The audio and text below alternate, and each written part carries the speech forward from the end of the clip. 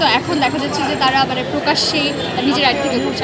আমি ব্যাপারটা একইভাবে আমি ছাত্র দলের থেকেও ফেস করেছি। দেখা যাচ্ছে যে ছাত্র দলের যে নেতারা, পোস্টেড নেতা, তারাও আমার নামে অনেক জঘন্য মিথ্যাচার করছেন এবং আজে বাজে কথা বলছেন। ব্যাপারটা খুবই দুঃখজনক। তবে আমার মনে হচ্ছে যে আসলে জয় তো আসে এইসব বাধা বিপত্তি পেরিয়ে। আমি খুব একটা গায়ে লাগাচ্ছি না। তারা আমাকে গালি দিচ্ছে, আমি খাচ্ছি দাচ্ছি পড়াশোনা করছি, তারা আমাকে গালি দিচ্ছে। আমি ভাবছি যে এই যে তারা আমার জন্য মিথ্যাচার করছে আমার বিপক্ষে এবং আমাকে গালিগালাজ করছে, এই জন্য আল্লাহ আমাকে এমনি সব বাড়িয়ে দিয়েছে। শেষ দিকটায় আমারই জিত। সরি, আমি একটু ধরে রাখছিলাম।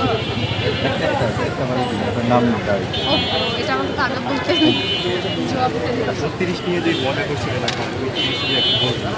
আমি লিখেছিলাম যে ধানমন্ডি 32 মন্দ হলেও ব্যালট 32 কিন্তু মন্দ নয়। কারণ ধানমন্ডি 32 আসলে এখন আমরা 24 পরবর্তী প্রেক্ষাপটে আমরা দেখছি ধানমন্ডি 32 আমাদের ইতিহাসে একটা কলঙ্কিত অধ্যায় হিসেবে আমরা দেখি। এই অনেকে বলে থাকেন যে মুজিবনগর সরকার পরিচালনা করা হয়েছে, মুক্তিযুদ্ধ পরিচালিত হয়েছে 32 থেকে, কিন্তু আমি একই সাথে তাদেরকে মনে করিয়ে দিতে চাই যে 71-এর পর 72-এর পর থেকে এই একই 32 নাম্বার থেকে কিন্তু 30,000 মানুষকে রক্ষী বাহিনী হত্যা করেছে।